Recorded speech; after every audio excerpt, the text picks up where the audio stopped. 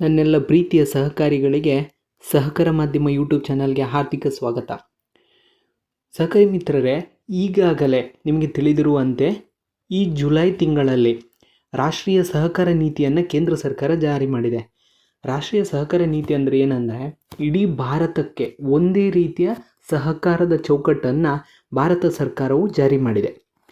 ಅದರ ಉದ್ದೇಶದಿಂದಾಗಿ ತನ್ನ ಸಹಕಾರದ ನೆಲೆಗಟ್ಟುಗಳನ್ನು ಕಂಡುಕೊಳ್ಳುವ ನಿಟ್ಟಿನಲ್ಲಿ ಕೇಂದ್ರ ಸರ್ಕಾರವು ಭಾರತದೆಲ್ಲೆಡೆ ಅಪ್ಲೈ ಆಗುವಂತೆ, ಅಂದರೆ ಪೂರ್ಣ ಭಾರತಕ್ಕೆ ಅಪ್ಲೈ ಆಗುವಂತೆ ಒಂದೇ ರೀತಿಯ ಸಹಕಾರವ ನೀತಿಯನ್ನು ಅದನ್ನು ಜಾರಿಗೊಳಿಸಿದೆ.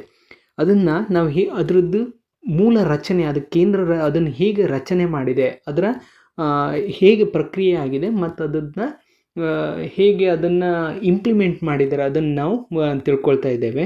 ಈಗ ಮೊಟ್ಟ ಮೊದಲಾಗಿ ಅದನ್ನು ರಚನೆ ಹೇಗಾಗಿದೆ ಮತ್ತು ಅದರ ಮುಖ್ಯಸ್ಥರು ಯಾರು ಅಂತೇಳಿ ತಿಳ್ಕೊಳ್ಳೋಣ. ನಾನು ಇದೆಲ್ಲ ಒಂದೊಂದೇ ಸ್ಲೈಡ್ ಇದೆ ವಿಡಿಯೋ ಮಾಡಿದ್ದೀನಿ, ಯಾಕಂದರೆ ಬೇರೆ ಬೇರೆ ಅದು ತುಂಬ ಒಂದು ಪ್ರೊಸೆಸ್ ಇರೋದರಿಂದ ಇದು ಒಂದು ಸ್ಲೈಡಿದ್ದು ವಿಡಿಯೋ ಆಗಿದೆ. ಓಕೆನಾ? ಮೊಟ್ಟ ಮೊದಲವಾಗಿ ಇದರ ನೀತಿ ರಚನೆ ಮತ್ತು ಹೇಗಾಗಿದೆ ಮತ್ತು ಅದು ಭಾಗವಹಿಸುವಿಕೆ ಹೇಗಾಗಿದೆ ಅನ್ನೋದನ್ನು ನಾವು ತಿಳಿಬೇಕಾಗ್ತದೆ. ಈಗ ನೀತಿ ರಚಿಸುವಿಕೆ, ಈಗ ಪ್ರತಿಯೊಂದು ಪ್ರದೇಶದಿಂದ, ಅಂದರೆ ಇಡೀ ಭಾರತಕ್ಕೆ ಅಪ್ಲೈ ಆಗೋ ಉದ್ದೇಶದಿಂದ ಪ್ರತಿಯೊಂದು ಪ್ರದೇಶದಿಂದ ಏನು ಪಡೆಯಲಾಗಿದೆ ಅಂದರೆ ಸಲಹೆ ಪಡೆಯಲಾಗಿದೆ. ಮತ್ತೊಂದು, ಪ್ರತಿ ಹಂತದಲ್ಲೂ ಚರ್ಚೆಗಳಾಗಿವೆ ಮತ್ತು ಪಾಲುದಾರಿಕೆಯ ಮೂಲಕ ರೂಪುಗೊಂಡ ಸಹಕಾರ ನೀತಿ. ಇದೀಗ ಪ್ರತಿಯೊಂದು ಯಾರಿಂದ ಸಲಹೆ ಪಡೆಯಲಾಗಿದೆ?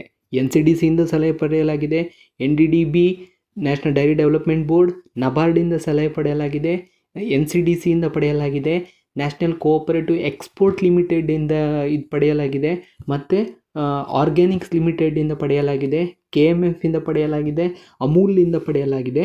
ಹೀಗೆ ಈ ಸಹಕಾರದ ಉನ್ನತ ಸಂಸ್ಥೆಗಳು ಮತ್ತು ಎಲ್ಲ ಸಹಕಾರಿಗಳು, ಅಂದರೆ ಭಾಗವಹಿಸಿದ ಸಹಕಾರಿಗಳಿಂದ ಏನು ಪಡೆಯಲಾಗಿದೆ ಅಂದರೆ ಸಲಹೆಗಳನ್ನು ಪಡೆಯಲಾಗಿದೆ. ಈ ಯಾವುದು ಸಹಕಾರ ನೀತಿಯನ್ನು ರಚಿಸುವ ಉದ್ದೇಶದಿಂದ. ಇದರ ಮೇನ್ ಇದು ಯಾರಂದರೆ ಅಮಿತ್ ಶಾ ಅವರು. ಭಾರತದ ಸಹಕಾರ ಮಂತ್ರಿ ಯಾರಂದರೆ ಅಮಿತ್ ಶಾ ಅವರು. ಭಾರತದ ಮೊಟ್ಟ ಮೊದಲ ಸಹಕಾರ ಮಂತ್ರಿ ಕೂಡ ಅಮಿತ್ ಶಾ ಅವರೇ ಆಗಿರ್ತಾರೆ. ನಿಜವಾಗಿ ಭಾರತದ ಸಹಕಾರ ಇದೆಯಲ್ಲ, ಅದು ರಾಜ್ಯ ವಿಷಯ, ಕೇಂದ್ರ ವಿಷಯ ಮತ್ತು ರಾಜ್ಯ ವಿಷಯ ಅಂತ ಬರುತ್ತಲ್ಲ, ಅದರಲ್ಲಿ ರಾಜ್ಯ ವಿಷಯ. ಬಟ್ ಸಂಸತ್ತಿನಲ್ಲಿ ಮಂಜೂರಾತಿಯ ಮೂಲಕ ಕೇಂದ್ರದಲ್ಲಿ ಸಹಕಾರ ಮಂತ್ರಿಯನ್ನು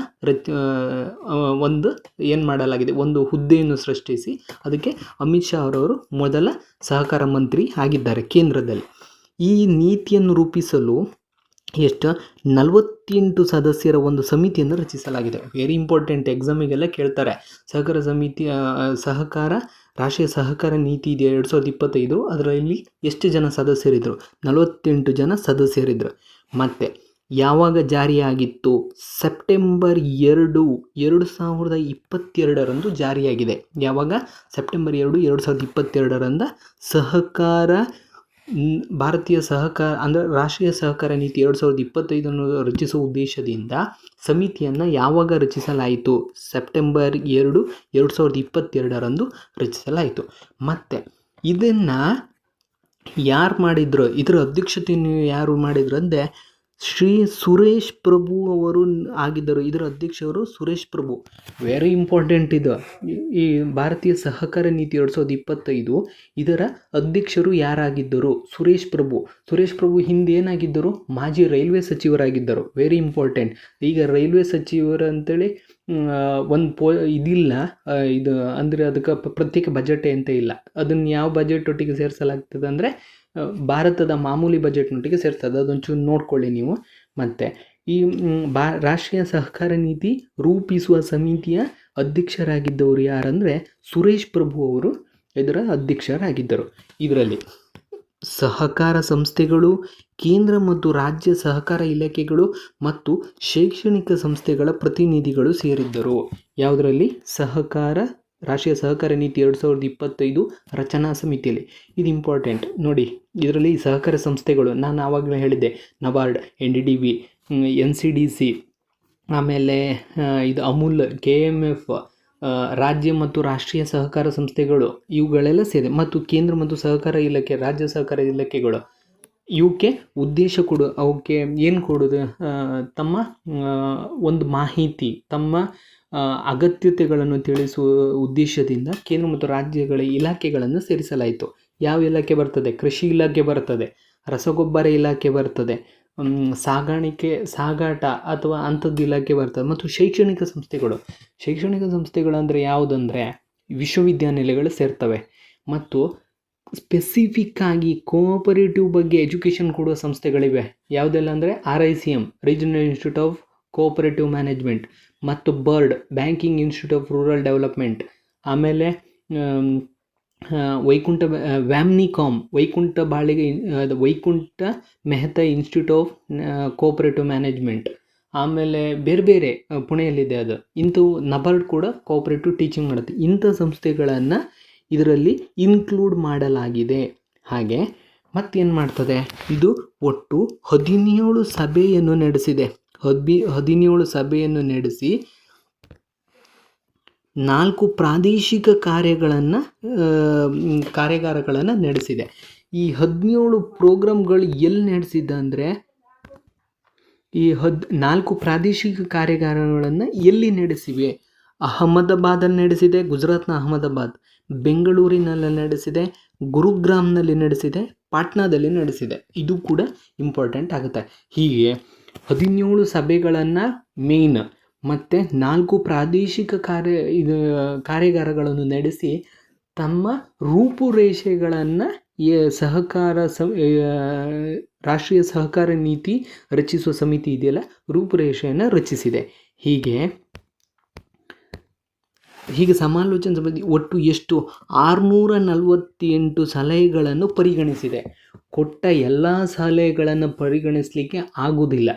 ಕೆಲವೊಂದು ಸಹಕಾರಕ್ಕೆ ತನ್ನದೇ ಆದ ಒಂದು ಒಂದು ತಳಹದಿ ಇದೆ, ತನ್ನದೇ ಆದ ಒಂದು ಕಟ್ಟುಪಾಡುಗಳಿವೆ. ಇವುಗಳನ್ನೆಲ್ಲ ಗಮನಿಸಿ 648 ಸಲಹೆಗಳನ್ನು ಪರಿಗಣಿಸಿ ನಂತರ ಸಮಗ್ರ ಭಾಗವಹಿಸುವಿಕೆ ಮೂಲಕ, ಅಂದರೆ ಎಲ್ಲರನ್ನು ಒಳಗೊಳ್ಳುವಿಕೆ ಆಗುತ್ತೆ. ಭಾರತದಲ್ಲಿರುವ ಎಲ್ಲ ರಾಜ್ಯಗಳನ್ನು ಒಳಗೊಂಡಿವೆ, ಎಲ್ಲ ಸಹಕಾರಿಗಳನ್ನು ಒಳಗೊಂಡಿವೆ. ಮತ್ತು ಸೌಹಾರ್ದ ಇದೆ, ಕ್ರೆಡಿಟ್ ಇದೆ, ಸಕ್ಕರೆ ಇದೆ, ಮಿಲ್ಕ್ ಇದೆ, ಇದು ನಾರಿಂದಿದೆ, ಫಿಶರೀಸ್ ಇದೆ. ಇವುಗಳನ್ನೆಲ್ಲ ಒಳಗೊಳ್ಳುವುದರ ಮೂಲಕ ಇಡೀ ಭಾರತಕ್ಕೆ ಅನ್ವಯವಾಗುವಂತೆ ರಾಷ್ಟ್ರೀಯ ಸಹಕಾರ ನೀತಿ 2025 ರಚಿಸಲಾಗಿದೆ. ಇದು ವೆರಿ ಇಂಪಾರ್ಟೆಂಟ್. ಇದರಲ್ಲೀಗ ನಾನು ಇಂಪಾರ್ಟೆಂಟ್ ಟಾಪಿಕ್ ಹೇಳಿದ್ದೀನಿ ನಿಮಗೆ. ಈ ಸಮಿತಿ ಹೇಗೆ ರಚನೆ ಆಗೋದು ಅಂತ ನಾನು ಹೇಳಿದ್ದೀನಿ. 48 ಜನರ ಸಮಿತಿ, ಇದು ವೆರಿ ಇಂಪಾರ್ಟೆಂಟ್. ಸೆಪ್ಟೆಂಬರ್ 2, 2022 ರಚನೆಯಾಗಿದ್ದು.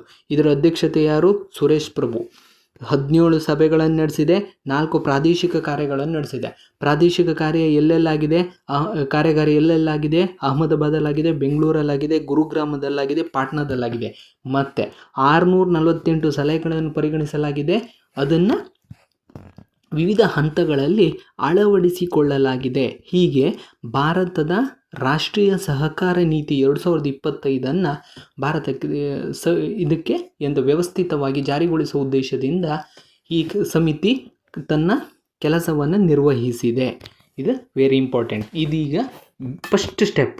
ಇದು ಹೇಗೆ ಆಗಿದೆ ಅನ್ನೋದನ್ನ ಬಗ್ಗೆ ನಾನು ಒಂದು ಸ್ಲೈಡಿನ ಒಂದು ವಿಡಿಯೋ ಮೂಲಕ ನಿಮಗೆ ಹೇಳಿದ್ದೀನಿ. ಈಗ ಮುಂದಿನ ವಿಡಿಯೋದಲ್ಲಿ ನಾನು ಹೇಳ್ತೀನಿ ನಿಮಗೆ ಸಹಕಾರಿ ಮಿತ್ರರೇ.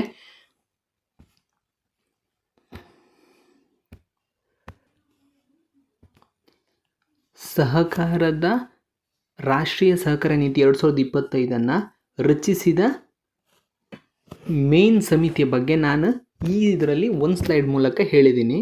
ಮುಂದೆ ಬರುವ ಸ್ಲೈಡ್ನಲ್ಲಿ ಸಹಕಾರ ನೀತಿ ಬಗ್ಗೆ ಹೇಳ್ತೀನಿ ಮತ್ತು ಅದರದ ರೂಪುರೇಷೆಗಳನ್ನು ಕೂಡ ನಾನು ಹಂತವಾಗಿ ಹೇಳಲಿಕ್ಕಿದ್ದೇನೆ.